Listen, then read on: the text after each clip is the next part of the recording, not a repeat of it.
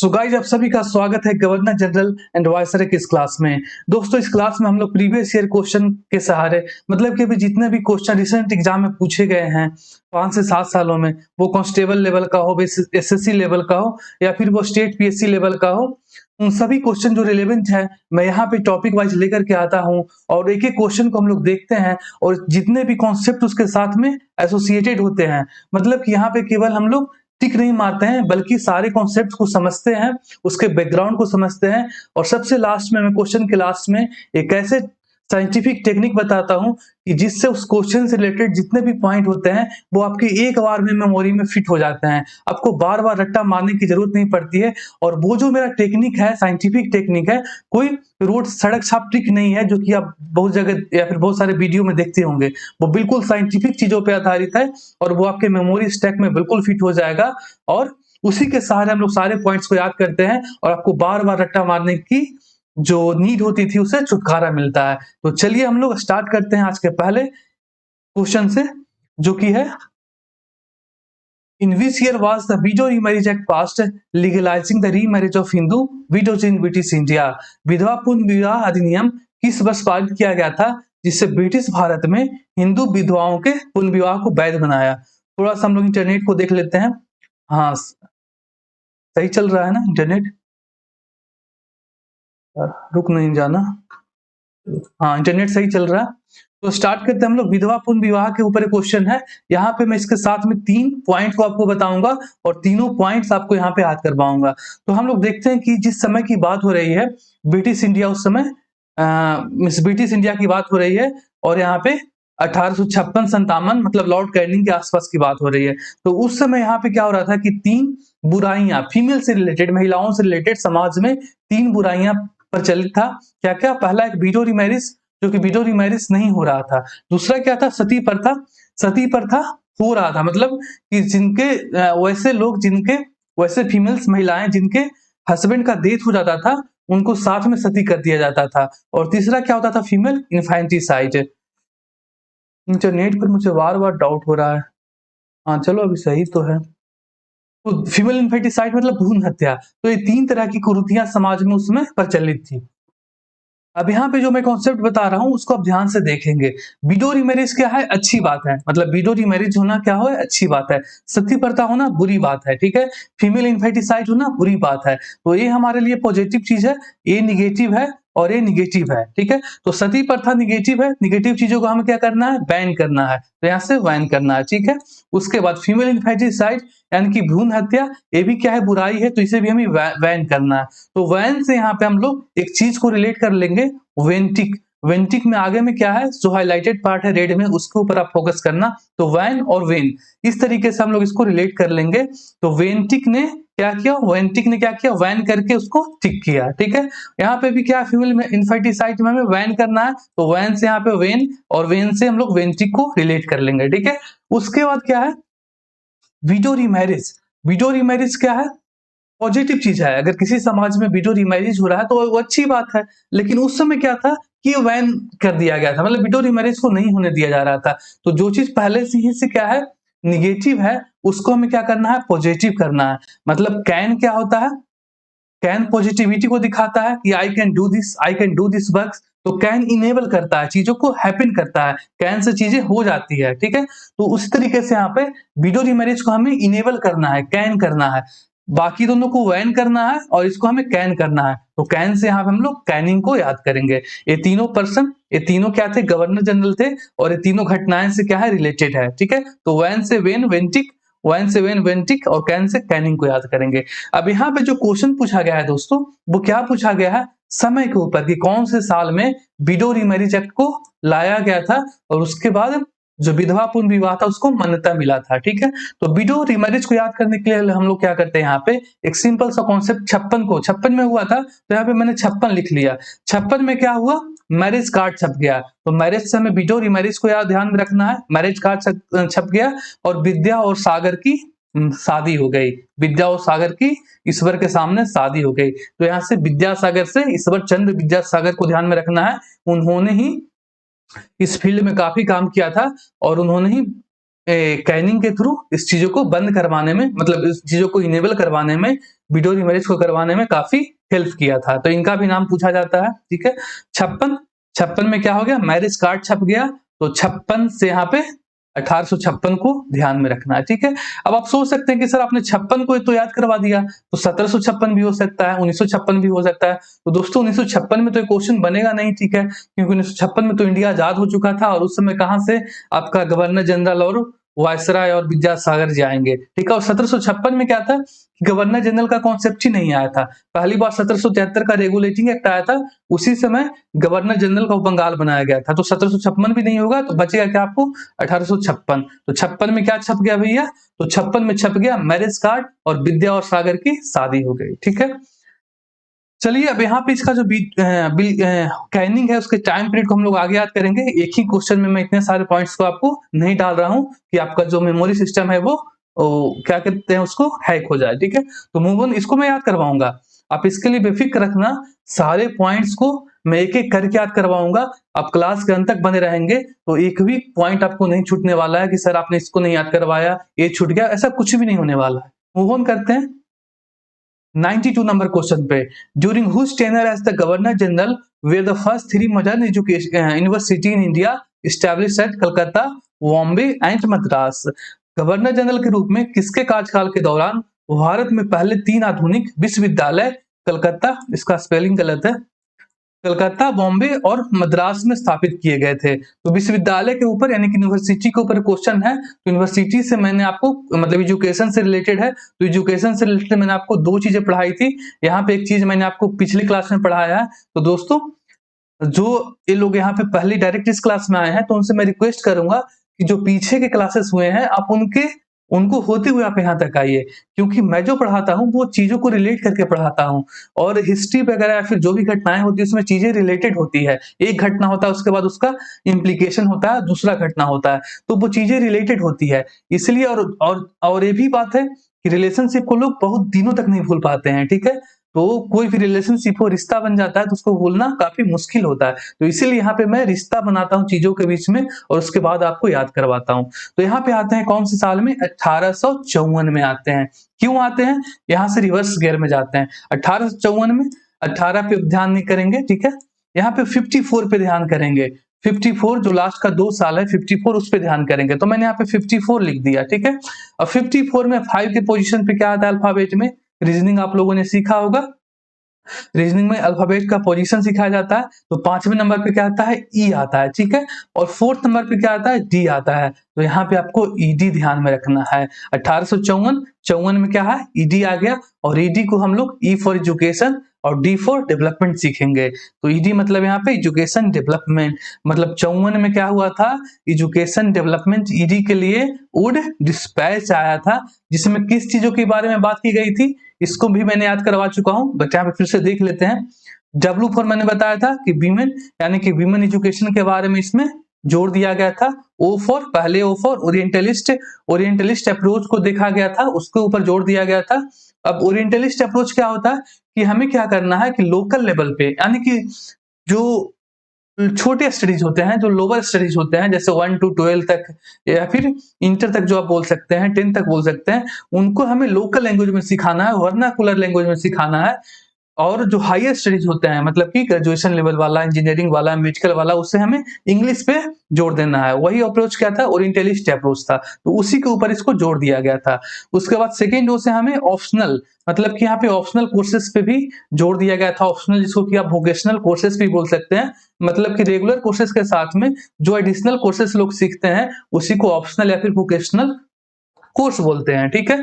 तो आप लोगों ने भी गर्मी का छुट्टी वगैरह जो होता है उसमें लोग क्या करते हैं कि टेक्निकल स्किल सीखने जाते हैं, तो उसी को ऑप्शनल कोर्स बोलते हैं। तो यहाँ से W for women, O for orientalist, O for optional, और डी फॉर यहाँ पे क्या करना है आपको, डेवलपमेंट सीखना है, ठीक है। इसके बारे में डेवलप, इन सभी चीजों को डेवलप किया जा रहा था। और एस फॉर हमें साइंटिफिक स्टडीज, और यहाँ पे साइंटिफिक स्टडीज के बारे में भी, उसको भी प्रमोट करने के लिए जो वुड डिस्पैच था उसमें बात किया गया था। साथ ही साथ में मैं यहाँ पे बताते चलूं दोस्तों कि जब साइंटिफिक अप्रोच की बात कर रहे हैं, अब ऑप्शनल वोकेशनल कोर्सेज की बात करें, इन सभी चीजों को आप डेवलप करेंगे तो आपको हायर स्टडीज भी डेवलप करना पड़ेगा। साइंटिफिक जो चीजें हैं, साइंटिफिक चीजें कहाँ पे होगी, आपको हायर स्टडीज में पढ़नी पड़ती है। जैसे आप इंजीनियरिंग करते हैं तो वो क्या हो गया, हायर स्टडीज हो गया, साइंटिफिक चीजें हो गई। तो यहीं से कॉन्सेप्ट आया था कि यूनिवर्सिटी वगैरह भी क्या किया जाए, डेवलप किया जाए, क्योंकि अगर बिना यूनिवर्सिटी का आप लोगों को हायर स्टडीज नहीं दे पाएंगे, ठीक है। बिना मॉडर्न यूनिवर्सिटी के आप चीजों को अच्छे तरीके से प्रॉपर वे में, सिस्टमेटिक वे में आप लोगों को नहीं दे पाएंगे। तो इसी के लिए यहाँ पे उन्होंने हायर स्टडीज भी बनाया था, हायर स्टडीज के लिए यूनिवर्सिटीज बनाया था कलकत्ता, बॉम्बे और मद्रास में।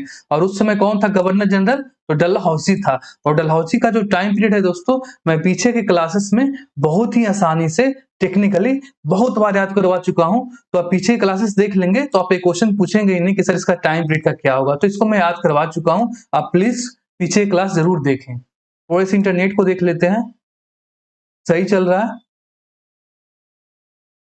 चलिए मूव ऑन करते हैं 93 नंबर क्वेश्चन पे। The first telegraph line was laid from Dalhousie time from where to where. पहली टेलीग्राफ लाइन डलहौजी के समय कहां से कहां तक बिछाई गई थी। तो यहाँ पे फिर से दोस्तों हम लोग अभी 1854 साल देखे और यहाँ पे डलहौजी के बारे में बात करें, डलहौजी के समय हुआ था। तो आते हैं हम लोग कौन से साल में, 1853 में आते हैं। और उसके बाद हम लोग रिवर्स गियर में चलेंगे। अब रिवर्स गियर में क्यों चलते हैं, क्योंकि इससे चीजें आसान हो जाती है, बेहद आसान हो जाती है। आप यहाँ पे देखना 1853 किस पे फोकस करेंगे, तो 53 पे फोकस करेंगे। मैंने यहाँ पे 53 को लिख दिया। अब फिर से वही रीजनिंग वाला कॉन्सेप्ट, 5वें नंबर पे अल्फाबेट में क्या आता है, ई आता है, और तीसरे नंबर पे सी आता है।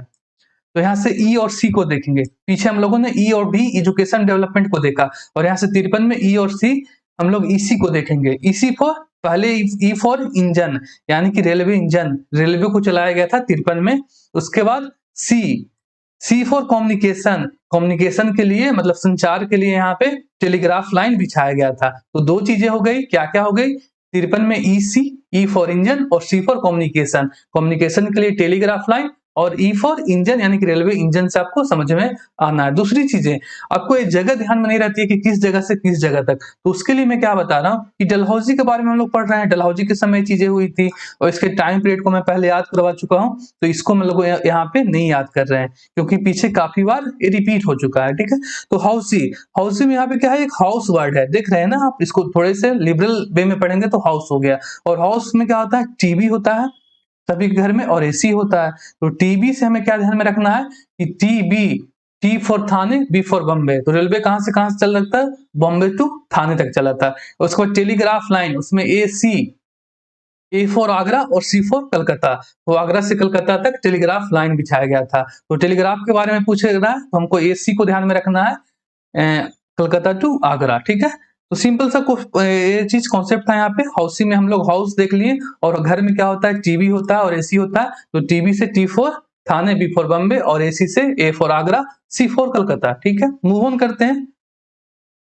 इंटरनेट सही चल रहा है ना, हाँ दोस्तों, थोड़ा सा आप इसके साथ बियर करेंगे क्योंकि अभी जो इंटरनेट हो रहा है वो कभी कभी धोखा दे रहा है। तो हमें क्या करना है कि थोड़े से इसको चेक करते रहना पड़ेगा। आई होप कि आप बियर करेंगे, आप उस चीज को समझेंगे। तो मूव ऑन करते हैं 94 नंबर क्वेश्चन पे, जो कि है the first Indian railway line open between Bombay and Thane on. तो इस चीज को मैं पहले आपको बता चुका हूं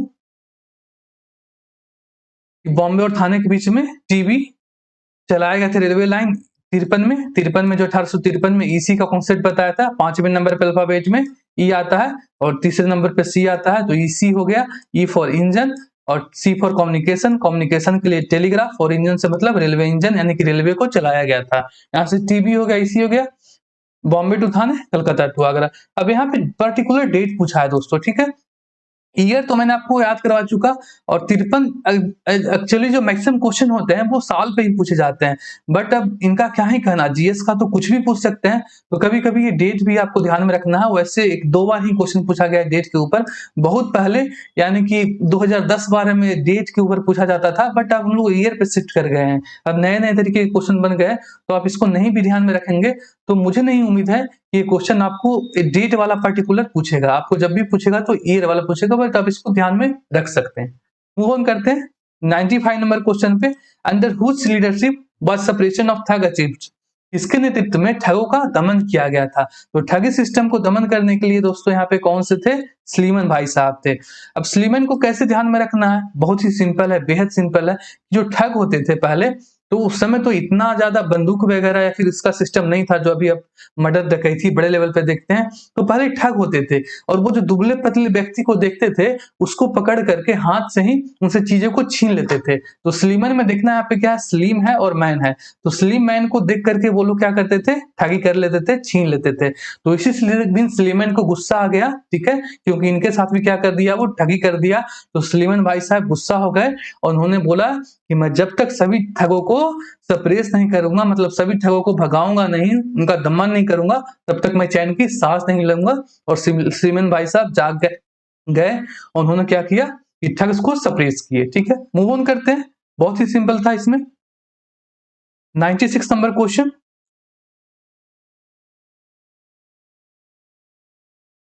इंटरनेट अभी दोस्तों थोड़ा सा सही नहीं लग रहा है मुझे, थोड़ा रुक रुक के चल रहा है, क्या ही करे इसको, थोड़ा सा पॉज करते हैं दोस्तों।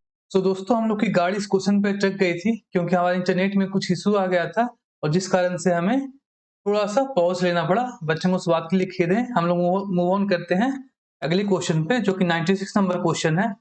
William Bentinck is credited with which major reforms? William Bentinck को किस प्रमुख सुधार का श्रेय दिया जाता है?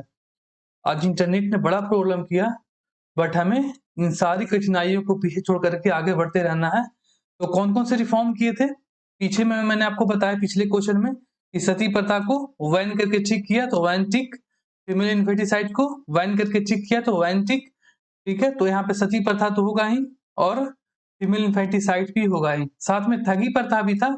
ठगी में सलीमन क्या था? इसका मिलिट्री कमांडर था, उसके नेतृत्व में ठगी को सप्रेस किया गया था। बट उसमें विलियम बेंटिक गवर्नर जनरल था। तो ये तीनों के तीनों इसका आंसर हो गए।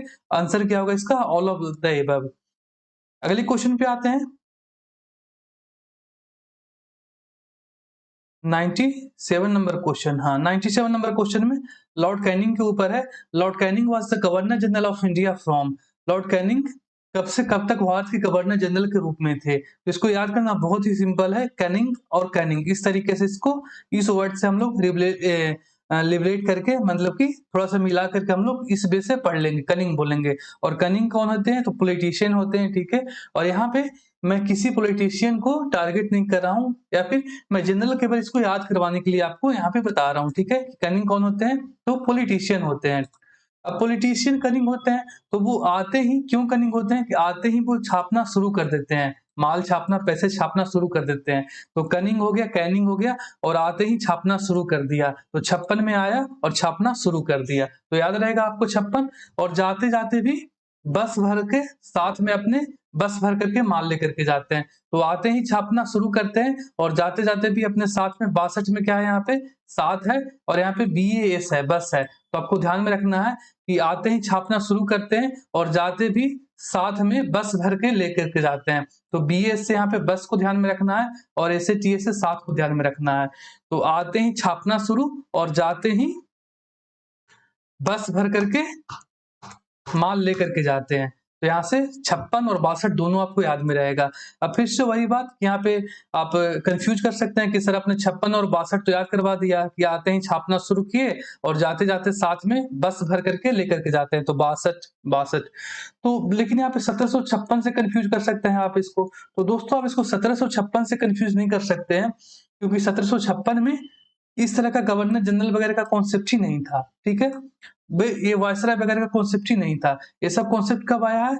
आपका 1773 का रेगुलेटिंग एक्ट आया था, उसके बाद में आया था गवर्नर जनरल का कॉन्सेप्ट। उसके बाद 1858 का जो गवर्नमेंट ऑफ इंडिया एक्ट आया, वहां से वायसराय का कॉन्सेप्ट आया था। तो ठीक है, तो 1756 से यहाँ पे आप कंफ्यूज नहीं करेंगे। और दूसरी इसको 1956 से भी आप कंफ्यूज नहीं करेंगे। क्यों नहीं करेंगे? क्योंकि 1956 में तो इंडिया क्या हो गया था? आजाद हो गया था। और उस समय गवर्नर जनरल वगैरह वायसराय का कॉन्सेप्ट सारे खत्म हो गए थे। हमारे प्राइम मिनिस्टर आ गए थे और राष्ट्रपति आ गए थे। तो आपको याद रहेगा 1856 से 62। कैनिंग को कैसे याद कर किया हम लोगों ने? कैनिंग को कनिंग से, और कनिंग क्या होते हैं? चालाक कौन होते हैं? पॉलिटिशियन होते हैं। आते ही छापना शुरू करते हैं और जाते जाते साथ में बस भर करके ले जाते हैं। ठीक है, तो 98 number question. Which of the following act establish the high court at Calcutta, Madras and Bombay? निम्नलिखित में से किस अधिनियम के द्वारा कलकत्ता, मद्रास और बंबई में उच्च न्यायालयों की स्थापना की गई थी? अब इसको याद करना दोस्तों थोड़ा सा ट्रिकी है, बट जितना सिंपल वे में मैं आपको याद कर पाऊंगा कि आप इसको भूल नहीं पाएंगे।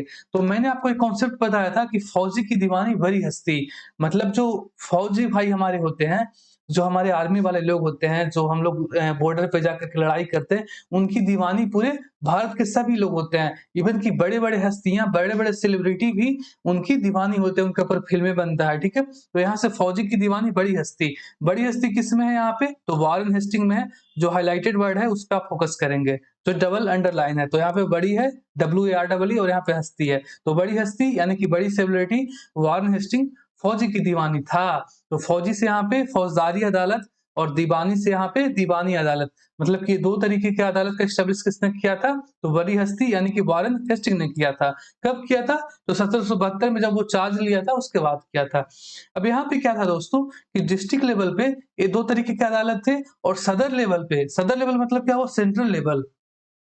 जैसे कि कलकत्ता, बॉम्बे, मद्रास और कोलकाता में क्या था? ब्रिटिश प्रेसिडेंसी वहां पे था। तो कलकत्ता में, मद्रास में और बॉम्बे में वहां पे एक दीवानी अदालत मेन बनाया, ये सब डिस्ट्रिक्ट लेवल पे थे, और एक सेंट्रल लेवल पे भी थे, मतलब कि जो प्रॉपर बम्बे, मद्रास और कलकत्ता में थे, और जो एक ही थे, और ये सभी क्या थे? डिस्ट्रिक्ट पे ही थे। तो मतलब कि डिस्ट्रिक्ट दीवानी अदालत और सदर दीवानी अदालत, डिस्ट्रिक्ट निजामत अदालत और सदर निजामत अदालत। जैसे अभी का क्या है कि आप देखते हो कि हाई कोर्ट होता है तो हर राज्य में होता है, और सुप्रीम कोर्ट क्या होता है? एक दिल्ली में होता है।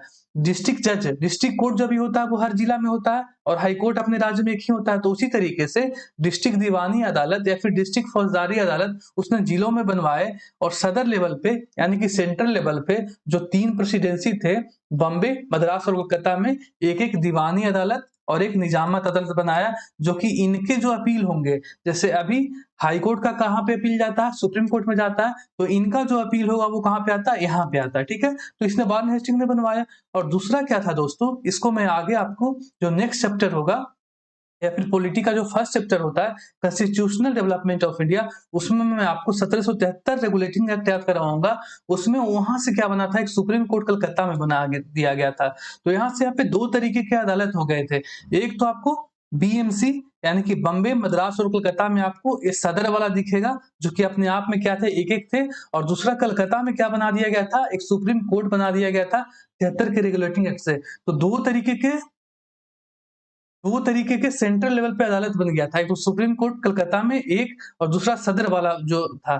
तो यहाँ से क्या हो रहा था दोस्तों कि दोनों में क्या हो रहा था? कन्फ्लिक्टिंग हो रहा था, क्लैश हो रहा था। अगर एक जंगल में बोलते हैं ना कि एक जंगल में 2 शेर नहीं हो सकता, वैसे तो ये कहावत ही है। बट यहाँ पे देखना कि अगर सुप्रीम कोर्ट एक ही जगह पे, जैसे अभी दिल्ली में सुप्रीम कोर्ट है, तो दिल्ली में अगर 2 सुप्रीम कोर्ट बना दिया जाए और दोनों एक ही तरीके के काम को देखें, मतलब कि जैसे मेरा एक केस आया और मैं पहले वाले कोर्ट में गया, सुप्रीम कोर्ट में, और फिर मैं उसी जजमेंट को दूसरे वाले कोर्ट में लेकर के जाऊं और दोनों अलग-अलग तरीके का जजमेंट दे, तो क्या होगा कि दोनों क्लैश कर जाएगा। इसलिए आप देखते होंगे कि सुप्रीम कोर्ट क्या होता है? एक ही होता है, मतलब कि अपने आप में वो सुपीरियर होता है। बट यहाँ पे दो तरीके के हाई, मतलब कि अपर लेवल पे दो तरीके के कोर्ट बना दिया गया था, और दोनों आपस में लड़ाई करने लगे। तो यहाँ पे सोल्यूशन क्या निकाला गया कि भाई दोनों को एक कर दो। तो 61 यहाँ पे ध्यान रखना है, साल 61 कौन सा? 1861। तो 61 में क्या हो गया? एक साथ, दोनों को एक साथ कर दिया गया। इसको खत्म करो और इसको खत्म करो भाई, और क्या करना है हमें? हाई कोर्ट बना देते हैं इसके जगह पे, ठीक है? ये दोनों को हटा करके, तो दोनों को एक साथ ला दिया गया और हाई कोर्ट बना दिया गया। तो 61 आपको ध्यान में रखेगा, ठीक है? तो 61 1861 आएगा आंसर इसका। 1861 में ये अधिनियम आया था।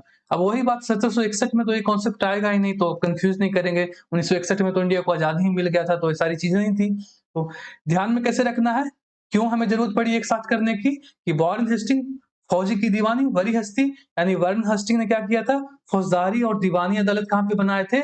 BMC, बम्बे, मद्रास और कोलकाता जो उसका प्रेसिडेंसी था, वहां पे एक सदर लेवल पे बना दिया गया था। मतलब कि सदर मतलब कि हायर लेवल पे वो एक ही था, हर एक तीनों जगह में एक-एक था। तो वो भी जो नीचे के अदालत थे उनके अपील को सुनता था, मतलब उनसे रेफर होकर के डिसीजन वहां पे जाता था।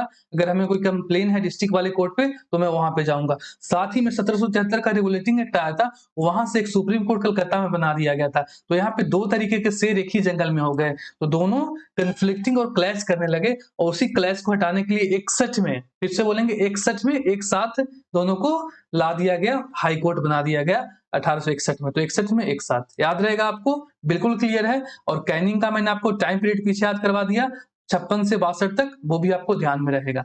मूव ऑन करते हैं 99 नंबर क्वेश्चन। इंटरनेट अपना अभी तो सही है, नहीं यहाँ पे भी थोड़ा रुक रहा है, तो चलिए कोई बात नहीं, इसी तरीके से आज का तो हमें निकलना ही पड़ेगा, कल का हम लोग सोचेंगे। Who reach out to King Victoria proclamation at durbar held in Allahabad on November 1 1858 mark the transfer of power from East India Company to British crown. 1 नवंबर 1858 को इलाहाबाद में आयोजित दरबार में महारानी विक्टोरिया की घोषणा किसने पढ़ी, जो ईस्ट इंडिया कंपनी से ब्रिटिश क्राउन को सत्ता हस्तांतरण का प्रतीक था। यहाँ पे हम लोग देखना क्या था, 1857 में क्या हुआ था, क्रांति हुआ था 1857 का क्रांति। उससे क्या हो गया था कि ब्रिटिश डर गए थे और कंपनी से उन्होंने सत्ता को ले लिया था, और सत्ता किसके हाथ में चला गया था, तो महारानी विक्टोरिया के हाथ में चला गया था।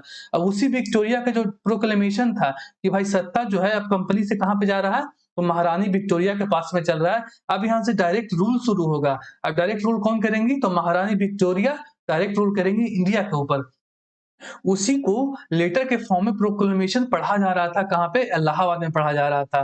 क्योंकि महारानी विक्टोरिया खुद नहीं आई थी, तो उनके तरफ से जो लेटर था उनको एक दरबार लगा करके पढ़ा जा रहा था, जिससे कि सारे जो जनता है उनके बीच में संदेश चला जाए कि भाई आज से पावर का ट्रांसफर हो गया है, और महारानी विक्टोरिया अब कंपनी के अधीन इंडिया नहीं है, अब डायरेक्ट ब्रिटिश यानी कि महारानी विक्टोरिया के अधीन है। तो कौन पढ़ेगा, तो जो उस समय वहां का वायसराय रहेगा वही पढ़ेगा। तो कैनिंग के बारे में मैंने आपको बताया कि कैनिंग लोग क्या होते हैं, पॉलिटिशियन होते हैं, और पॉलिटिशियन आते ही छापते हैं तो 56, और जाते जाते भी साथ में बीएस बस भर करके ले जाते हैं, तो यहाँ से 62, तो 56 से 62 तक था वो, 1856 से 62 तक, और 1858 में ये चीज हो रहा था। तो ऑप्शन क्या होगा, इसका आंसर क्या होगा, लॉर्ड कैनिंग होगा। मूव ऑन करते हैं 100 नंबर क्वेश्चन के ऊपर। Which viceroy of India introduce the portfolio system in India. भारत के किस वायसराय ने भारतीय प्रशासन में पोर्टफोलियो प्रणाली की शुरुआत की। तो पोर्टफोलियो प्रणाली का शुरुआत क्या करेगा, पोर्टफोलियो मतलब क्या होगा, मंत्रिमंडल। जैसे अभी आप देखते होंगे कि सरकार बनता है तो अलग अलग पोर्टफोलियो अलग अलग मंत्री को अलॉट किया जाता है। जैसे एक लॉ मिनिस्टर है, एक एग्रीकल्चर मिनिस्टर है, एक पीडब्ल्यूडी वाले हैं, एक एनर्जी वाले मिनिस्टर हैं। तो इन सभी को क्या बोलते हैं हम लोग, पोर्टफोलियो सिस्टम बोलते हैं। मतलब कि जो मंत्रिमंडल का काम होता है उसको बांट करके अलग अलग लोगों को दे देना, उसको पोर्टफोलियो सिस्टम बोलते हैं। तो अभी मैंने आपको बताया कि कैनिंग लोग पॉलिटिशियन होते हैं, और पॉलिटिशियन पैसा छापते हैं, आते ही छापना शुरू कर देते हैं, और जाते जाते भी 62 साथ में बस भर के ले जाते हैं। ठीक है, तो यहाँ पे मंत्री लोग ही पोर्टफोलियो लोग अपना बांट करके पैसा कमाते हैं। तो आंसर क्या होगा इसका, कैनिंग होगा। बिल्कुल इजी वे में रिलेट कर लेंगे। अब यहाँ से आप इसको कंफ्यूज नहीं करेंगे कि सर पीडब्ल्यूडी भी क्या होता है, एक मंत्रालय ही होता है, तो पीडब्ल्यूडी भी कैनिंग में आएगा। तो नहीं दोस्तों, पीडब्ल्यूडी किस में आएगा, डलहौजी में आएगा। उसको डलहौजी ने किया था। थोड़ा सा इस बात पे फोकस करेंगे। मूव ऑन करते हैं 101 नंबर क्वेश्चन के ऊपर, जो कि है which of the following statement are true about Lord Dalhousie. निम्नलिखित में से कौन से स्टेटमेंट जो है वो डलहौजी के बारे में सही है। तो पहला क्या है स्टेटमेंट, स्टार्टेड द रेलवे इरा। बिल्कुल सही है, रेलवे इरा को इसने स्टार्ट किया था। मैंने आपको बताया कि एक साल लेना है, कौन सा, 53 डलहौजी के समय में, और हमें रिवर्स गियर में चलना है, 53 पे फोकस करना है। 53, और 53 में 5वें नंबर पे अल्फाबेट में क्या आता है, रीजनिंग में सीखा होगा कि ई आता है, और 3 नंबर पे क्या आता है, सी आता है। तो ई सी, तो E for engine, railway engine को इसने रेलवे को चलाया था। तो पहला स्टेटमेंट सही है। दूसरा क्या है, टेलीग्राफ, सी वाला क्या है, टेलीग्राफ लाइन। तो टेलीग्राफ भी सही है कि सी फॉर कम्युनिकेशन, और कम्युनिकेशन मतलब संचार के लिए उस समय टेलीग्राफ लाइन बनाया गया था, जो कि ए सी कहां से कहां तक चला था, तो आगरा से कलकत्ता तक चला था। तो तीसरा सी भी सही है।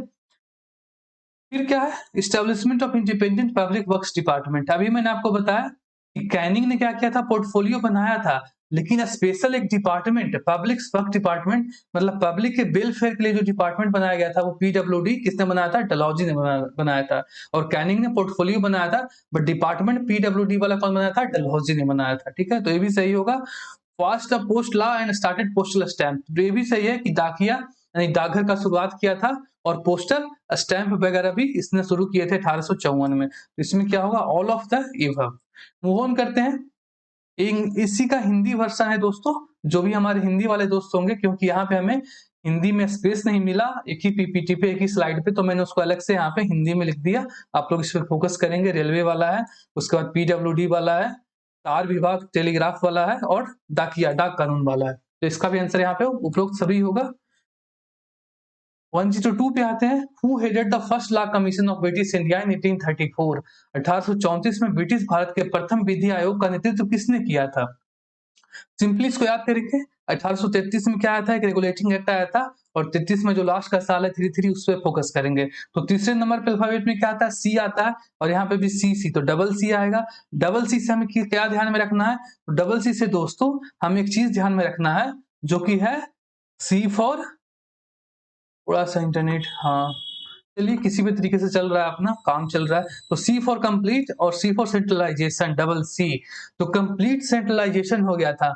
मतलब कि दोस्तों कंप्लीट सेंट्रलाइजेशन का क्या मतलब होता है कि सेंटर में कोई एक आदमी रहेगा और बाकी लोग उसके आसपास घूमते रहेंगे। जैसे अभी भी देखना कि इंडिया में क्या है, सेंटर में क्या रहते हैं, प्राइम मिनिस्टर रहते हैं, और बाकी नीचे लेवल पे चीफ मिनिस्टर रहते हैं। तो उनका जो रुतबा है, कदवा है, पावर है, वो पीएम से नीचे ही रहता है। तो वही चीज यहाँ पे हो गया था 33 में, सी 3 4 सी कंप्लीट सेंट्रलाइजेशन हो गया था। अब केवल विलियम बेंटिक क्या बना दिया जाएगा, गवर्नर जनरल ऑफ इंडिया बना दिया जाएगा। मतलब पूरे इंडिया के लिए क्या होगा, गवर्नर जनरल होगा। अभी क्या पीएम से रिलेट कर सकते हैं, पहले क्या था, केवल गवर्नर जनरल ऑफ बंगाल था, उनकी पावर ज्यादा नहीं थी। लेकिन अब गवर्नर जनरल ऑफ इंडिया हो गया 33 में, कंप्लीट सेंट्रलाइजेशन हो गया, सेंटर में गवर्नर जनरल आ गया विलियम बेंटिक। अब जो भी प्रेसिडेंसी होंगे सब उनके नीचे में रहेंगे। जैसे जितने भी प्रेसिडेंसी, जो बंगाल रहेगा, मद्रास रहेगा, वो सारे के सारे विलियम बेंटिक के नीचे में ही रहेंगे। तो इसी को कंप्लीट सेंट्रलाइजेशन बोलते हैं। अब 33 में सीसी कंप्लीट सेंट्रलाइजेशन हो गया, तो विलियम बेंटिक को यह महसूस हुआ कि अब मैं पूरे इंडिया का गवर्नर जनरल हूं, मेरे पास इतना पावर है, पूरे इंडिया के लिए कानून बनाना है। तब उसके काउंसिल में क्या थे कि कोई भी लॉ का जानकार नहीं था। जैसे अभी भी आप देखना कि एक लॉ मिनिस्टर स्पेशल होते हैं, उनका फोकस क्या होता है, लॉ के ऊपर होता है, कानून के ऊपर होता है। तो अब जब इनको मतलब पूरे इंडिया के लिए कानून बनाने का जरूरत समझ में आया बेंटिक को, तो उसने एक लॉ मिनिस्टर को, मतलब एक लॉ मेंबर को ऐड किया, जिसका नाम क्या था, मैकाले। बोला कि मैकाले भाई आप आइए, मेरे काउंसिल में शामिल होइए, क्योंकि अब हमें पूरे इंडिया के लिए काम करना है, पूरे इंडिया के लिए लॉ बनाना है। तो अब पूरे चीजों को समझें, क्योंकि हमारे काउंसिल में क्या है कि कोई भी जानकार लॉ के लिए नहीं है स्पेशल। अभी तक तो हम लोग कैसे भी मैनेज कर रहे थे, लेकिन अब मैं क्या हो चुका हूँ, पूरे इंडिया का गवर्नर जनरल हो चुका हूँ, पूरा इंडिया के लिए कानून बनाना है। तो अब चीजों को समझिए, डिफरेंट जो समुदाय इंडिया में रहते हैं, हिंदू मुस्लिम, उनसे जुड़े किताबों को अध्ययन कीजिए और पूरे कानून को एक जगह पे ला करके कानूनी वर्क कीजिए और कोड बनाइए, मतलब कानूनी कोड बनाइए, जिससे हमें जजमेंट देने में आसानी हो। तो आंसर क्या होगा इसका, 34 में। 33 में मैकाले को ऐड किया और 34 में लॉ कमीशन बना दिया गया कि भाई अब एक कमीशन जो होगा, वो कमीशन में बहुत सारे मेंबर्स भी होंगे मैकाले के अलावा, सारे मिल करके आप इंडिया के कानूनों को पढ़िए और कानून को बनाइए और एक जगह पे कोडिंग कीजिए, कानून को कोड करके एक जगह पे लाइए। 103 number question, who initially drafted the Indian Penal Code and when was it finally implemented? भारतीय दंड संहिता का मसौदा सबसे पहले किसने तैयार किया था और इसे भारत में अंत तक कब लागू किया था? वही चीज दोस्तों मैं पीछे एक्सप्लेन कर चुका हूं कि 33 में क्या आया, चार्टर एक्ट आया, और 33 में यहाँ पे सीसी 3 का पोजीशन, तीसरे नंबर पे क्या आता है, सी आता है, तीसरे नंबर पे सी आता है। तो सीसी कंप्लीट सेंट्रलाइजेशन, यहाँ पे लॉ मेंबर को ऐड किया गया क्योंकि उसको पूरे इंडिया के लिए कानून बनाना है, तो एक लॉ का जानकार चाहिए होता है, जैसे अभी के लॉ मिनिस्टर होते हैं।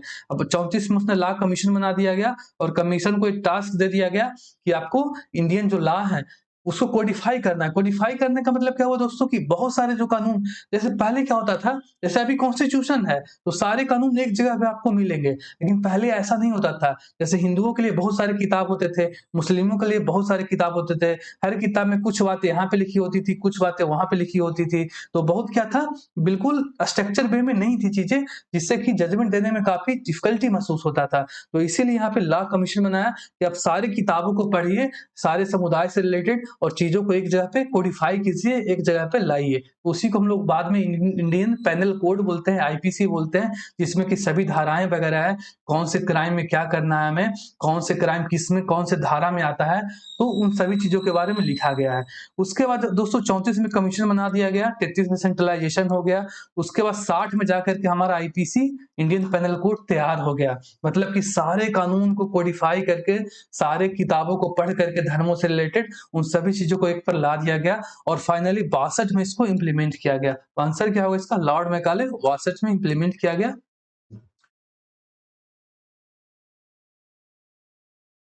मूव ऑन करते हैं दोस्तों 104 नंबर क्वेश्चन पे। Which governor general is associated with the policy of proud reserve aimed at asserting British dominance over the Indian peninsula state and Afghanistan. Question क्या पूछ रहा है कि कौन सा जो गवर्नर जनरल है भारतीय रियासतों और अफगानिस्तान पर ब्रिटिश प्रभुत्व कायम करने के उद्देश्य से गर्भित रिजर्व की राजनीति शुरू की, जुड़ा हुआ है, या फिर शुरू किया फिर जुड़ा हुआ है। तो यहाँ पे ये देखना है दोस्तों कि प्राउड रिजर्व क्या था। रिजर्व से आपको समझना है कि रिजर्व जो स्टेट उस समय के थे, देखो यहाँ उस समय क्या कंडीशन चल रहा था, तीन तरीके के स्टेट हो गए थे। एक स्टेट जो कंप्लीट इंडिपेंडेंस, जो इंडिया के हाथ नहीं आए थे, जैसे अफगानिस्तान। अफगानिस्तान के ऊपर इंडिया के हाथ नहीं आए थे, सॉरी ब्रिटिश इंडिया के हाथ नहीं आए थे, ये बोलना ज्यादा सही होगा दोस्तों। तो अफगानिस्तान के ऊपर कभी भी ब्रिटिश कब्जा नहीं कर पाए थे। इवन की पहली लड़ाई से उनको हार मानना पड़ा था और 1919 में तीसरी लड़ाई में उनको हार करके भागना पड़ गया था। और बाकी इंडिपेंडेंट स्टेट थे, और एक स्टेट कौन से थे, एक कैटेगरी वाले जो कि ब्रिटिश इंडिया के अंतर्गत आ गए थे सब्सिडरी अलायंस से, जैसे अवध वगैरह हो गया, बंगाल वगैरह हो गया, कर्नाटक हो गया, हैदराबाद में हो गया, मैसूर हो गया, ये सभी राज्य क्या आ गए थे, ब्रिटिश के अधीन आ गए थे। उनको किसी न किसी तरीके से जीत लिया था और अपने कब्जे में कर लिया था। और बाकी राज्य थे, जैसे पंजाब हो गया, तो पंजाब को वो जीत नहीं पाए थे, उनको प्रिंसिपली स्टेट कहा जाता है। नॉर्थ ईस्ट के जो स्टेट थे उनको भी पूरी तरीके से जीत नहीं पाए थे, तो उनको भी प्रिंसली स्टेट बोलते थे इसको, कि मतलब कि वहां पे राजा का शासन चल रहा है, अभी वो ब्रिटिश इंडिया के अधीन में नहीं आया है।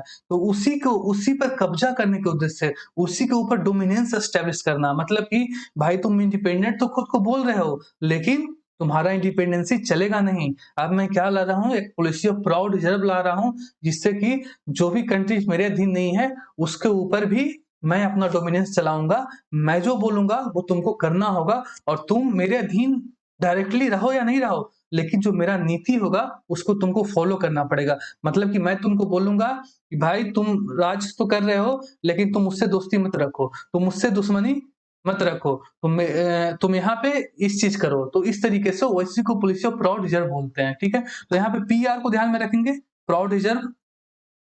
अब पीआर क्या हो रहा है दोस्तों, आजकल बहुत ज्यादा हो रहा है। पीआर किसका हो रहा है, नेताओं का होता है। इलेक्शन के टाइम में लोग पैसा दे करके सोशल मीडिया पे नेताओं के बारे में या फिर अभिनेताओं के बारे में झूठ बोलवाते हैं। जैसे किसी का मूवी आना रहता है तो उस एक्टर का पीआर, मतलब कि बहुत सारे चैनलों को, बहुत सारे सोशल मीडिया पर इन्फ्लुएंसर को, इंस्टाग्राम पे इन्फ्लुएंसर को पैसा दे करके झूठ बोलवाया जाता है बहुत ज्यादा। तो पीआर क्या हो गया है, बहुत ज्यादा हो गया है। जैसे लिप्टन, लिप्टन क्या था, एक उस समय गवर्नर जनरल था।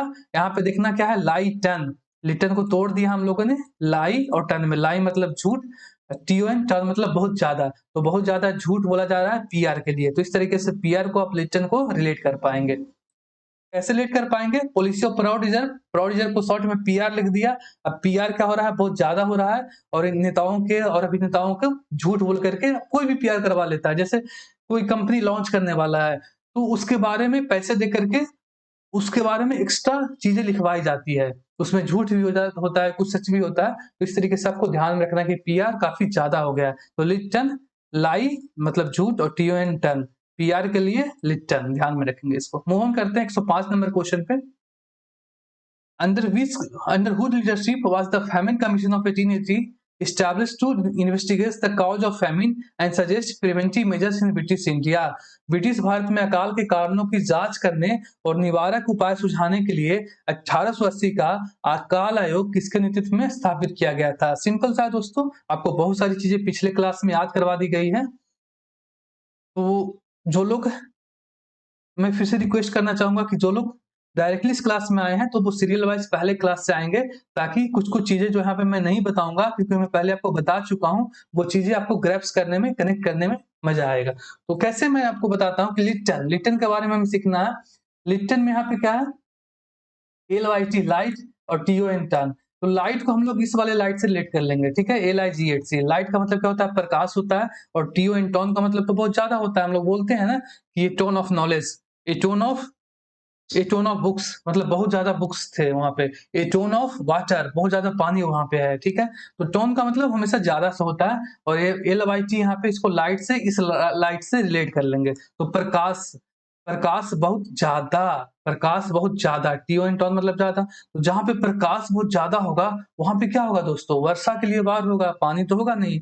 प्रकाश की किरणें मतलब कि गर्मी जहां पे ज्यादा होगा, बहुत ज्यादा, जैसे रेगिस्तान वगैरह में, तो वहां पे क्या होगा, वर्षा के लिए वार होगा। तो वर्षा के लिए वार यहाँ पे ध्यान में रखना है। और वर्षा से मैंने आपको एक कॉन्सेप्ट बताया था पीछे क्लासेस में, यहाँ पे वार है और यहाँ पे SAA है। तो एस से सेकंड, A फॉर एंग्लो और A फॉर अफगान, मतलब कि सेकंड एंग्लो अफगान भी लिप्टन के समय ही हुआ था 1878 से 80 में।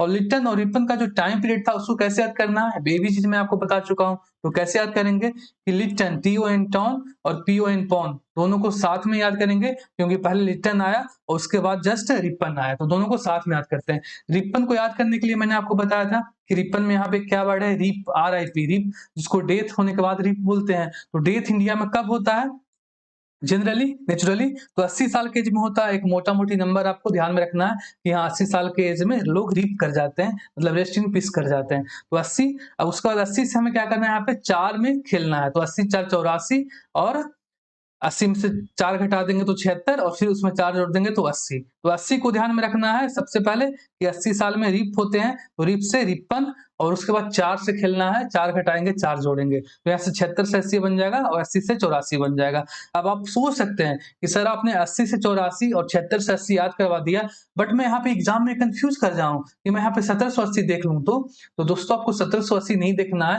क्योंकि पहली बार तो उस समय 1773 में रेगुलेटिंग एक्ट आया था, उससे गवर्नर जनरल ऑफ बंगाल बनाया गया था, और पहली बार कौन बना था, बरीहस्सी यानी कि वारेन हेस्टिंग बना था, ठीक है। तो वहां पे लिप्टन रिपन वगैरह तो आएंगे नहीं। और 1980 में तो आप जाएंगे नहीं, क्योंकि 1980 में तो इंडिया आजाद हो चुका है, तो आपके पास ऑप्शन केवल क्या बचेगा, 1880 का ही बचेगा। तो रिपन आपको याद हो गया, लिप्टन का भी टाइम पीरियड आपको याद हो गया, ठीक है। तो उसी समय यहाँ पे कौन सा वार हुआ था, 1878 से 80 में, लिप्टन के समय सेकेंड एंग्लो अफगान वार हुआ था, वर्षा के लिए वार हुआ था। अब वर्षा के लिए वार होता है, लिप्टन, लाइटन, लाइटन मतलब प्रकाश बहुत ज्यादा पड़ रहा है, वर्षा के लिए वार हो रहा है, तो वहां पे फैमिन तो पड़ेगा ही ना, अकाल ही होगा। जब बारिश होगा नहीं और खेतों में अनाज होंगे नहीं, तो फैमिन तो होगा ही।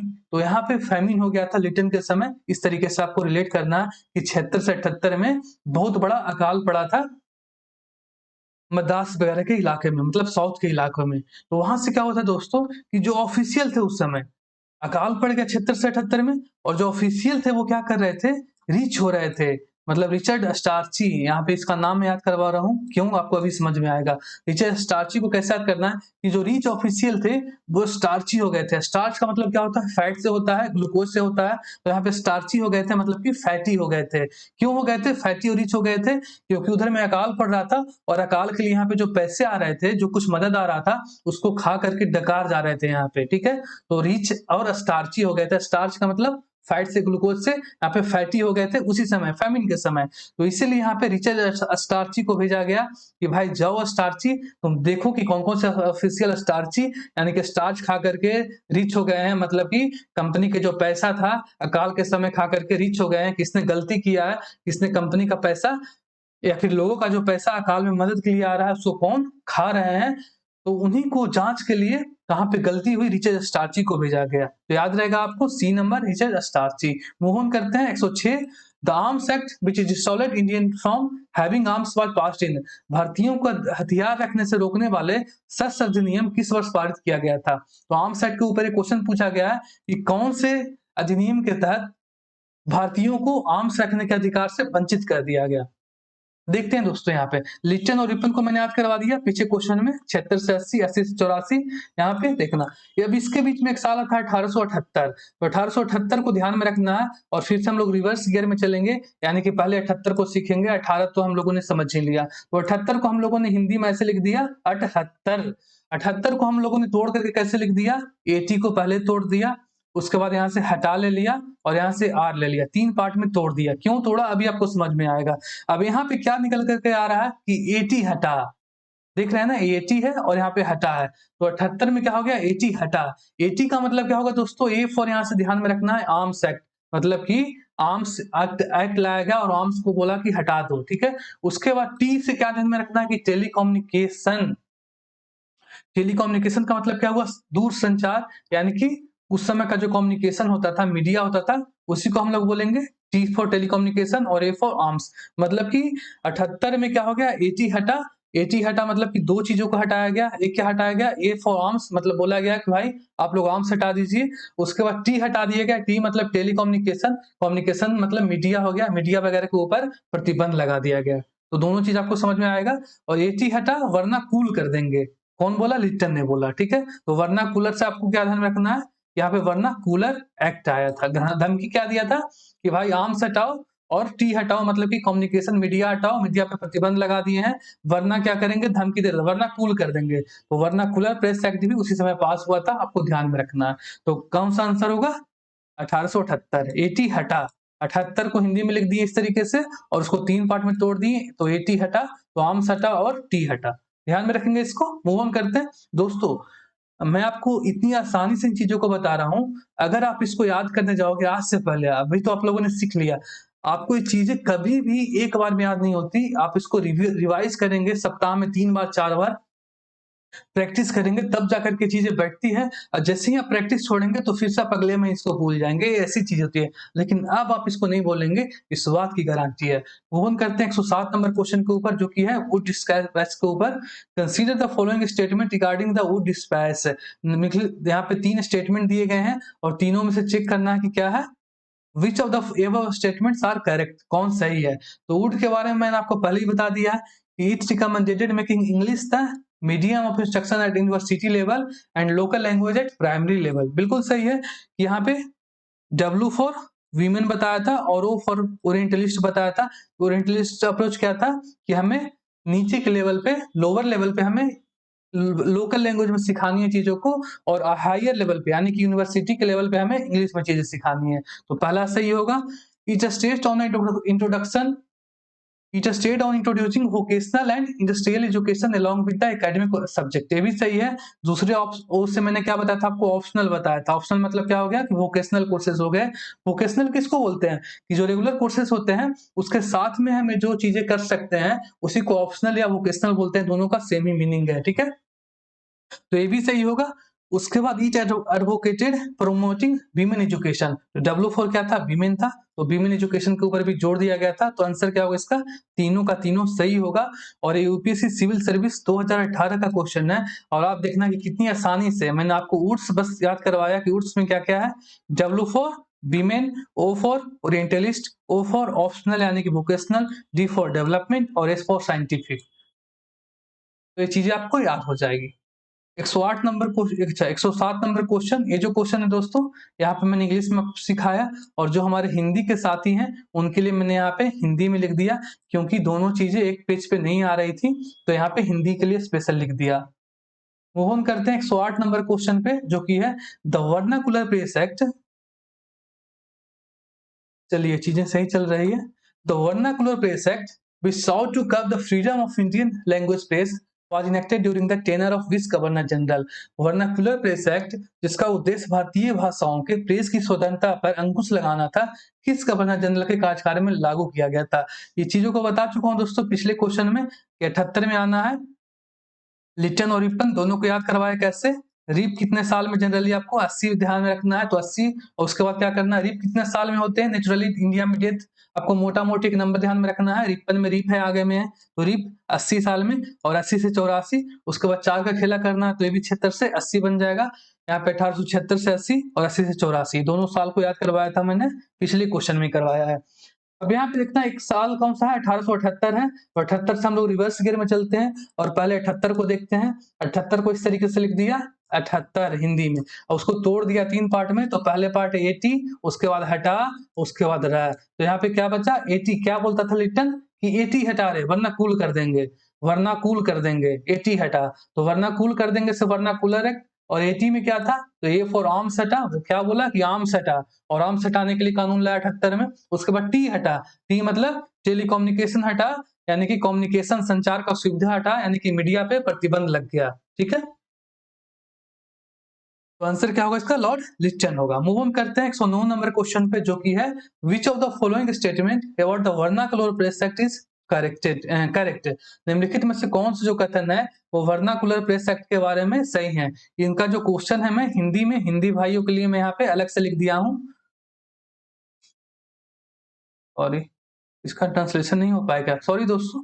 ये जो क्वेश्चन है इसका हिंदी वर्जन अवेलेबल नहीं है, तो इसमें ऐसे भी कोई बहुत बड़ी तोप वाली चीजें नहीं है इंग्लिश में। इसको जो भी हिंदी वाले दोस्त हैं मैं इनको सिखा रहा हूँ। तो पहला स्टेटमेंट क्या है, it was enacted by Lord Lytton. हम लोगों ने देखा कि हाँ भाई लिटन ने 78 में क्या बोला था, 80 हटा, तो ए से आर्म्स हटा और टी से टेलीकम्युनिकेशन यानी कि मीडिया पर प्रतिबंध लगा, समाचार हटा, टेलीकम्युनिकेशन हटा, तो आंसर सही है। दूसरा, it came to be known as gagging act, ये भी सही है। इसको क्या बोलते थे हम लोग, गैजिंग एक्ट बोलते थे। क्यों बोलते थे गैजिंग एक्ट, गैजिंग का मतलब क्या होता है कि जबरदस्ती किसी के मुंह पे इस तरीके से हाथ रख करके उसको चुप करवाना। ठीक है, तो इसने जबरदस्ती क्या बोलता था, धमकी दिया था कि एटी हटा रहे वरना कूल कर देंगे, तो वरना कूलर एक्ट लाया था।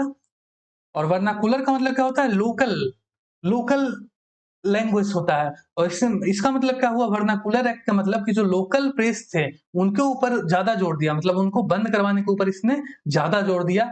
क्योंकि लोकल जो प्रेस थे वही लोकल घटनाओं को, यानी कि जो लोकल लेवल पे प्रोटेस्ट हो रहा था, जो लोकल लेवल पे भ्रष्टाचार हो रहा था, लोकल लोगों पे लोगों को दबाया जा रहा था, उसी को रिपोर्ट कर रहे थे, उसी को गैसिंग एक्ट बोलते हैं। सही है, that was repealed by Ripon, ये भी सही है कि किसको लाया, किसने, लिटन ने लाया और रिपन ने रिपील किया। लिटन ने लाया और रिपन ने रिपील किया, तो एल फॉर लिटन और एल फॉर लाया, आर फॉर रिपन और आर फॉर रिपील किया। तो इस तरीके से ध्यान में रखना है। आंसर क्या होगा इसका, चौथा होगा। ये तीनों के तीनों चीज क्या है, सही है। मूव ऑन करते हैं 110 नंबर क्वेश्चन पे, जो कि है Lord Lytton is not associated with which of the following, निम्नलिखित में से किन से घटनाओं से लॉर्ड लिटन का संबंध नहीं है। तो लिटन का संबंध दो घटनाओं से है, एटी हटा से, आर्म्स हटाया और कम्युनिकेशन हटाया, यानी कि मीडिया पे प्रतिबंध लगाया। ठीक है, तो दोनों तो होगा ही, आर्म्स वाला होगा और वर्नाकुलर वाला होगा। धमकी क्या देता था कि वर्नाकुल कर देंगे। उसके बाद स्टार्ची कमीशन भी मैंने आपको बताया है, पिछले क्वेश्चन में आप जाएंगे तो यहाँ पे फैमिन आ गया था, और फैमिन आने के समय लिटन लिटन में क्या हो गया था, लाइट LIGHT से ध्यान में रखेंगे कि प्रकाश, और TON टर्न का मतलब बहुत ज्यादा, तो बहुत ज्यादा प्रकाश गिरा था, इसका मतलब बहुत ज्यादा गर्मी हुआ था, और बहुत ज्यादा गर्मी होने से बारिश नहीं हुई, और बारिश नहीं होने की वजह से फैमिन आ गया था। तो इसके समय में फैमिन आ गया था, और फैमिन आया तो इनके जो ऑफिसर थे कंपनी के, वो क्या हो गए थे, उस समय भी स्टार्ची हो गए थे। स्टार्च का मतलब क्या होता है, ग्लूकोज, यानी कि फैटी हो गए थे। स्टार्च खा करके फैटी हो गए थे, मतलब कि उस समय भी चोरी का माल खा करके फैमिन आया हुआ है, लोग मर रहे हैं, और कंपनी के जो ऑफिशियल हैं वो स्टार्ची होते जा रहे हैं, मतलब मोटे होते जा रहे हैं, उनके अंदर माल जा रहा है। तो उसी को जांच करने के लिए स्टार्ची कमीशन लाया था लिटन ने, ये भी सही है। तो आंसर क्या होगा इसका, इल्बर्ट बिल से लिटन का संबंध नहीं है, बल्कि इल्बर्ट बिल से रिपन का संबंध है। ठीक है, तो ऑप्शन डी इसका सही आंसर होगा। 111 नंबर क्वेश्चन में आते हैं कि through the Royal Titles Act 1876 Queen Victoria assume the title of Kaiser e Hind और क्वीन इंप्रेस ऑफ इंडिया। एक रॉयल टाइटल्स एक्ट आया था 1876 में, उससे क्वीन विक्टोरिया को एक उपाधि दिया गया था, कौन सा उपाधि, कैसर e Hind. Who was the viceroy of British India when Queen Victoria assumed the title? तो क्वेश्चन इनडायरेक्टली क्या पूछ रहा है, फिर डायरेक्टली क्या पूछ रहा है कि 1876 में जब रॉयल टाइटल्स एक्ट लाया गया था, और उस टाइटल एक्ट से क्या किया गया था, क्वीन विक्टोरिया को एक उपाधि दी गई थी, कौन सा उपाधि, कैसर ए हिंद।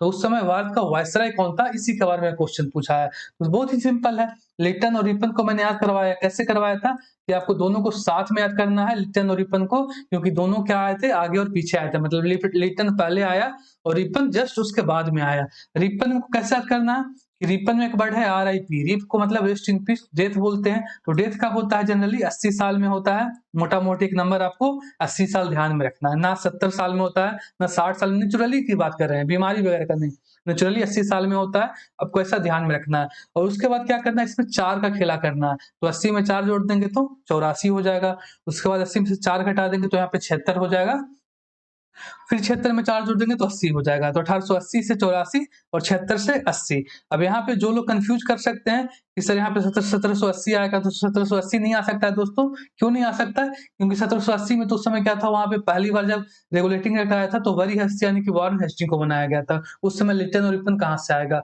1980 क्यों नहीं आ सकता है? क्योंकि 1980 में तो इंडिया आजादी मिल चुका है, तो उस समय केस नहीं था। तो आंसर क्या होगा इसका? लॉर्ड लिप्टन होगा। मूव ऑन करते हैं 112 नंबर क्वेश्चन पे। Which appointed the Indian Universities Commission of 1902 chaired by Sir Thomas Riley। Sir Thomas Raleigh की अध्यक्षता में 1902 के भारतीय विश्वविद्यालय आयोग की नियुक्ति किसने किया था? इसको कैसे याद में रखते हैं दोस्तों? यहाँ पे इंडियन यूनिवर्सिटीज कमीशन 1902 के बारे में पूछ रहा है। तो यहाँ पे उस समय क्या था? कर्जन था। कर्जन के पहले टाइम पीरियड को याद करते हैं कि वो ऑफिस में कब तक कब था। तो कैसे याद करते हैं कर्जन को? कि कर्जन यहाँ पे क्या है? कर्ज और ऑन है। कर्ज ऑन मतलब कर्ज यहाँ पे ज्यादा हो गया, ठीक है। तो कर्ज ज्यादा हो जाता है तो लोग क्या करते हैं? ऑफिस यानी कि गवर्नमेंट कोई भी जॉब ज्वाइन कर लेते हैं। कौन सा जॉब? तो 9 to 5 जॉब। 9 to 5 जॉब बोलते हैं ना यहाँ पे। तो इसके कर्जन में क्या हो गया? कर्ज हो गया उसके ऊपर, उसने ऑफिस ज्वाइन कर लिया। कौन सा ऑफिस? 9 to 5 वाला ऑफिस। तो आपको ध्यान में रखना है 9 to 5। यहाँ पे है ना 99 में लास्ट में 9 है और 5 है, तो 99 से 5 में ही ए ऑफिस में रहेगा। उसके बाद आपको ये भी ध्यान में रखना है कि यहाँ पे हम 0-5 को कैसे ध्यान में रखेंगे। तो कैसे ध्यान में रखना है? यहाँ पे 9 to 5 है, 9 से 5 तो आपको याद करवा दिया। तो आप कंफ्यूज नहीं हो, इसके लिए मैं आपको ये जो लास्ट में 0-5 है उसको भी मैं आपको याद करवाता हूँ। तो यहाँ पे कर्जन में क्या है? कर्ज है, और इस कर्ज को हम लोग इस तरीके से कर्ज बोल सकते हैं। कर्ज कर्ज बोल सकते हैं। कर्ज का मतलब क्या होता है? कि बहुत ही बड़ा जो गलत काम करता है, गाली सुनने वाला काम बोलता है करता है, उसको हम लोग कर्ज करते हैं। तो कर्जन ने भी क्या किया था? गाली खाने वाला काम किया था, उसको कर्ज किया गया था। कर्ज किया गया था इंडियन के द्वारा। इंडियन कर्ज करते थे, गाली देते थे। क्यों करते थे? कि उसने बंगाल का डिवीजन कर दिया था, बंगाल का बंटवारा कर दिया था, और बंटवारा हम लोगों को कभी पसंद नहीं था, इसलिए हम लोग उसको कर्ज करते थे, गाली देते थे, और उसको पंच मार के भगा दिए थे 5 में। तो 5 में उसको पंच मार के भगा दिए थे, गाली देकर के भगा दिए थे, कर्ज करके, क्योंकि वो क्या किया था? बंगाल का बंटवारा किया था रिलीजन के ग्राउंड पे। तो 5 में उसको भगा दिए पंच मार के। ध्यान में रहेगा आपको, कर्ज किए। उसके बाद 5 से पहले आप यहाँ पे 9 तो आएगा ही। 9 to 5 वाला मैंने आपको कॉन्सेप्ट बताया कि 9 to 5 का ऑफिस आपने ज्वाइन किया, तो 9 से यहाँ पे 9 तो रहेगा ही। अब यहाँ पे क्या होगा? यहाँ पे नवासी नहीं कर सकते हैं क्योंकि 10 साल बढ़ जाएगा। 79 नहीं कर सकते हैं यहाँ पे क्योंकि और 10 साल बढ़ जाएगा।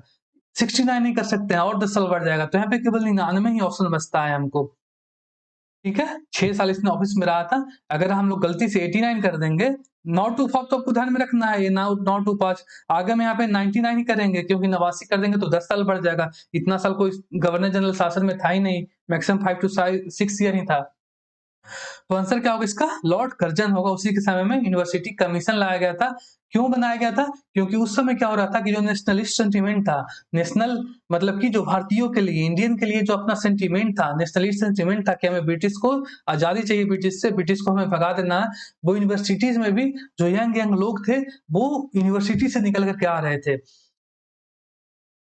तो उससे क्या हो रहा था कि इनको डर बैठ रहा था कि भाई जो इंडियन का यूनिवर्सिटी है उससे इतने अच्छे-अच्छे लोग आ रहे हैं, अपने देश के लिए जान देने की बात करते हैं, तो भाई क्या करो कि यूनिवर्सिटी पे ही जो पॉलिटिक्स होता है उसी के ऊपर बैन कर दो। जैसे अभी भी आप देखना कि जो यूनिवर्सिटीज़ होते हैं उसमें छात्र संघ का क्या होता है, चुनाव होता है, और उसी से एक पर एक लड़के बाहर निकल कर के आते हैं, अच्छे-अच्छे लड़के, तगड़े-तगड़े लड़के, कुछ करप्ट भी होते हैं। तो उसी के लिए उसने क्या किया था 1902 में बोला कि भाई रैली पे क्या करो, यूनिवर्सिटी में रैली प्रोटेस्ट पे कर्व करो।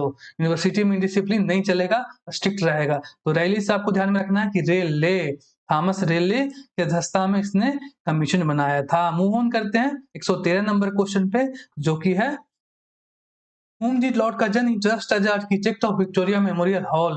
लॉर्ड कर्जन ने विक्टोरिया मेमोरियल हॉल की वास्तुकार के रूप में किसे नियुक्त किया गया था? तो बहुत ही सिंपल सा है इसका आंसर है दोस्तों। कर्जन के बारे में मैंने आपको बताया कि कर्ज बढ़ गया तो 9 to 5 का ऑफिस ज्वाइन कर लिया, तो 9 to 5 लास्ट वाला जो ईयर है आपको ध्यान में रहेगा। और आगे में यहाँ पे लास्ट में उसको भगा दिए थे, क्यों? पंच मार के भगा दिए थे क्योंकि इसको कर्ज किया गया था। कर्ज था, ये गाली खाने वाला काम किया था, बंगाल का पार्टीशन किया था। तो 5 में इसको पंच मार के भगा दिए, तो यहाँ पे 0-5 भी आपको ध्यान में रहेगा ये चीज। और आगे में तो 99 ही आएगा क्योंकि 89 तो ले नहीं सकते हैं, क्योंकि काफी बड़ा टाइम पीरियड हो जाएगा और उतना साल कोई ऑफिस में रहा नहीं था। तो 1899 से 05 में ये ऑफिस में रहा था। याद रहेगा आपको। और उसी समय क्या हुआ था दोस्तों कि जो विक्टोरिया थी उनका डेथ हो गया था 1901 में। तो उसी को डेथ को याद करने के लिए उनकी याद में क्या किया गया था, विक्टोरिया मेमोरियल हॉल जो कलकत्ता में है जहां लोग घूमने जाते हैं, उनको बनाया गया था। और जो उसका आर्किटेक्ट था वो कौन था, विलियम इमर्सन था। तो कैसे इनको याद में रखेंगे इमर्सन को, कि इमर्सन मतलब विक्टोरिया मर गई थी तो उनका जो सन था, सन के जैसा कर्जन था, वो उनकी याद में इमर्सन को भेज करके विक्टोरिया मेमोरियल हॉल का डिजाइन तैयार करवाया था इमर्सन के द्वारा। याद रहेगा आपको।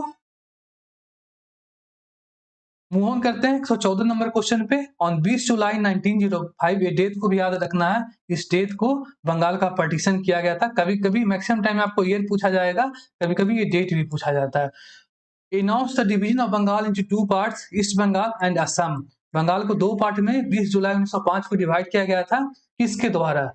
तो आंसर है, मैं आपको बता चुका हूं इसको, कि कर्जन ने डिवाइड किया था रिलीजन के बेसिस पे, तो इसीलिए उसको कर्ज किए थे और पंच पांच में पंच मार के यानी मुक्का मार के उसको भगा दिए थे। तो ये 5 था और 99 था। उसके बाद उसके ऊपर कर्ज बढ़ गया था तो वो ऑफिस ज्वाइन किया था कौन सा, 925 वाला। तो यहाँ से आपको 925 भी ध्यान में आ जाएगा और आगे में तो 99 ही आएगा, क्योंकि बाकी कोई कोई ऑप्शन बचता ही नहीं है। बाकी कुछ भी लिख देंगे आप, 89 कर देंगे, 79 कर देंगे, तो टाइम पीरियड काफी बड़ा हो जाएगा और उतना टाइम पीरियड में कोई गवर्नर जनरल या वायसराय रहा नहीं था। ठीक है। अब यहाँ पे इसके जो काम थे, इनको काम को कैसे याद करते हैं, इनका जो मेन एक्शन था, जो क्या क्या काम करके गए हैं, उसको कैसे याद करते हैं। तो कर्जन का स्पेलिंग में सबसे पहले क्या आता है, सी आता है। तो सी से हमें ध्यान में रखना है किसने कोऑपरेटिव एक्ट लाया था 1904 में। उसके बाद यू आता है कर्जन में, तो यू से ध्यान में रखेंगे कि यूनिवर्सिटीज एक्ट लाया था 1904 में। उसके बाद क्या आता है, आर आता है, CUR। तो आर से ध्यान में रखना है कि उसने रिलीजन के बेसिस पे असम का डिवीजन कर दिया गया था बंगाल का, और एक पार्ट असम बना दिया गया था जो कि उसको हिंदू प्रधान बोला था, और दूसरा रेस्ट ऑफ द बंगाल बोला जाता था जिसमें कि मुस्लिम लोगों की संख्या ज्यादा थी। उसके बाद वो है CUR, तो जेड को छोड़ देना है, जेड से कोई चीज नहीं है, जेड ऐसे भी लास्ट में आता है तो इसको छोड़ देना है।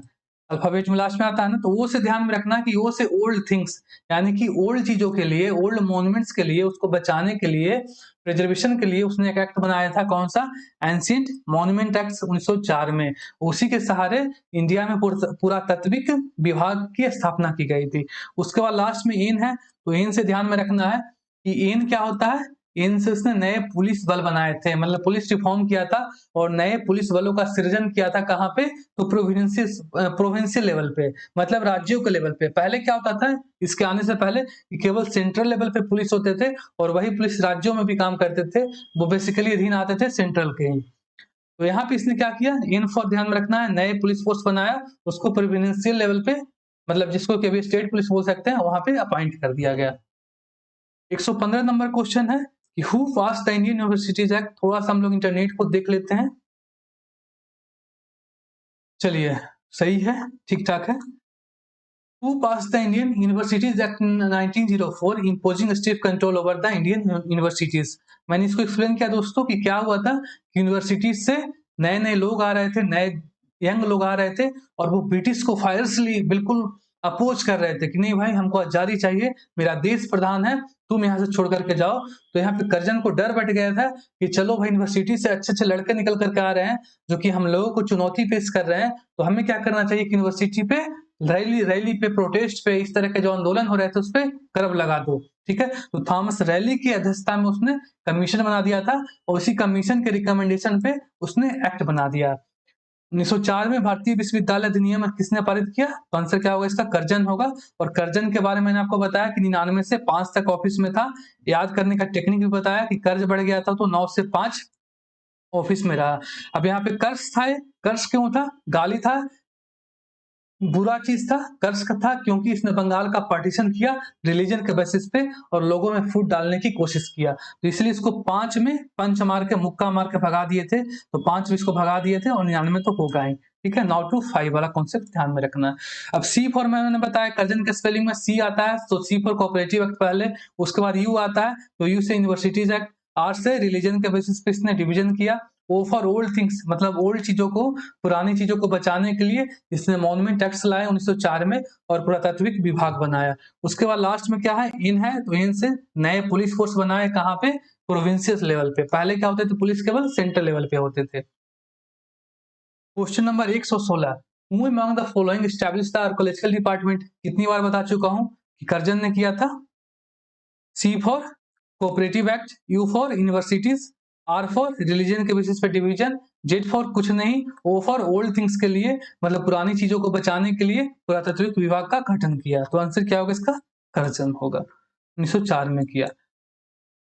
117 number question, the ancient monument act preservation act was enacted in beach year. प्राचीन स्मारक संरक्षण अधिनियम किस वर्ष लागू किया गया था, तो कर्जन के समय किया गया 1904 में। पीछे एक्सप्लेन कर चुका हूं।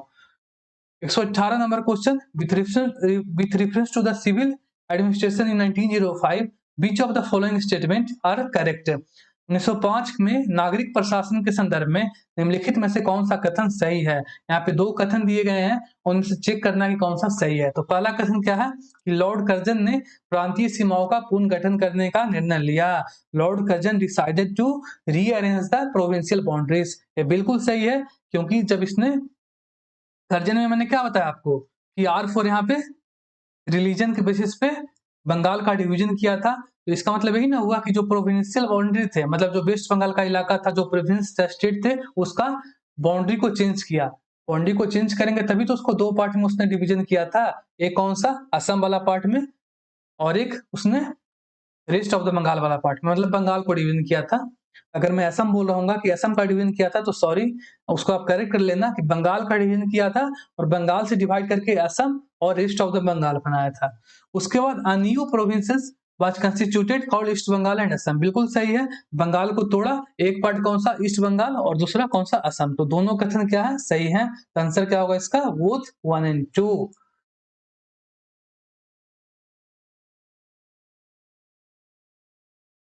अब हम लोग आते हैं कौन से क्वेश्चन में, 119 नंबर क्वेश्चन में। To which of the following events is Lord Curzon related. निम्नलिखित में से कौन से घटने से लॉर्ड कर्जन का संबंध है। तो पार्टीशन ऑफ बंगाल बिल्कुल सही है, कर्जन में मैंने आपको बताया था। C for cooperative act, U for universities act, R for religion, O for old things के लिए मॉन्यूमेंट एक्ट, और N for new police force के लिए इसने नए पुलिस रिफॉर्म किए थे। तो इसका इससे संबंध है, डूरेंट कमीशन का इससे संबंध नहीं है, उसका संबंध लैंडस्टोन से है। आगे मैं आपको याद करवाऊंगा। तीसरा भूटान वार, भूटान वार का भी इससे संबंध नहीं है। चौथा introduction to system of budget, उसने क्या किया था, कैनिंग ने किया था। तो ये भी क्या होगा, गलत होगा। ये भी गलत है, ये भी गलत है। तो ऑप्शन क्या बचा हमारा, केवल एक नंबर बचा। ठीक है, तो आंसर क्या होगा इसका, partition of Bengal. 120 number question आज का लास्ट है, उसके बाद हम लोग फिर से नए तरीके से बिल्कुल अगर इंटरनेट के साथ में वापसी करेंगे, क्योंकि आज इंटरनेट हम लोगों के साथ ज्यादती किया है। Lord Curzon form the police commission under the leadership of, Lord Curzon ने पुलिस कमीशन बनाया किसके अध्यक्षता में। तो आंसर क्या होगा इसका, सर एंड्रयू फ्रेजर होगा। कैसे ध्यान करना है, मैंने आपको बताया कि कर्जन ऑफिस में कब तक रहा, 9 to 5 तक रहा ऑफिस में। 9 से 5 वाला ज्वाइन क्यों ज्वाइन किया था, क्योंकि इसके ऊपर कर्ज ऑन मतलब कर्ज बढ़ गया था, तो इसको 9 to 5 ऑफिस वाला जॉब ज्वाइन करना पड़ा था। अभी क्या था, कर्ज था, गाली था, क्योंकि इसने बंगाल का डिवीजन किया था। तो पंच मार के पांच में इसको पंच मार के भगा दिया गया था। तो 5 में चला गया था। 9 to 5 ऑफिस वाला जॉब कर्ज के कारण, और आगे में तो 9 ही आएगा, क्योंकि 89 वगैरह कर देंगे। जितना पीछे जाएंगे तो इसका समय कार्यकाल बढ़ता जाएगा, और उतना ज्यादा कार्यकाल किसी का नहीं रहा है, सबका हार्डली 5 to 6 ही नहीं रहा। तो सी फॉर मैंने आपको बताया था कोऑपरेटिव एक्ट के लिए कर्जन में, U for universities act, R for religion के बेसिस पे डिवीजन था, और यहाँ पे लास्ट में एन बताया था। एन मतलब कि नए police force, new police force का गठन किया था। किसके अध्यक्षता में कमीशन बनाया था न्यू पुलिस फोर्स के लिए, तो सर एंड्रयू फ्रेजर के नेतृत्व में। ठीक है, फ्रेजर में ध्यान रखना है, यहाँ पे क्या है, फ्रेस फ्रेस बोल सकते हैं, FRAC। तो फ्रेस पुलिस के लिए फ्रेजर साहब आए थे, फ्रेस पुलिस के लिए फ्रेजर साहब आए थे, और उन्होंने अपना रिकमेंडेशन दिया था कि भाई केवल सेंट्रल पुलिस से काम नहीं चलेगा, प्रोविंशियल यानी कि स्टेट में भी पुलिस फोर्स का गठन करो। तो यहीं से वो चीज हुआ था। बंद करते हैं दोस्तों आज की क्लास को। आई होप कि आपको बिल्कुल जबरदस्त लगा होगा कि कितनी आसानी से हम लोग चीजों को बिल्कुल याद करते हैं। इस तरीके से चुटकियों में हम लोग ईयर को, एक्शन को, सारी चीजों को, जो कि कितना डिफिकल्ट होता था आपके लिए, उनको मैं सिंप्लीफाई किया हूं। तो आई होप कि आप चीजों को पसंद करेंगे। तब तक के लिए tata, bye bye, thank you.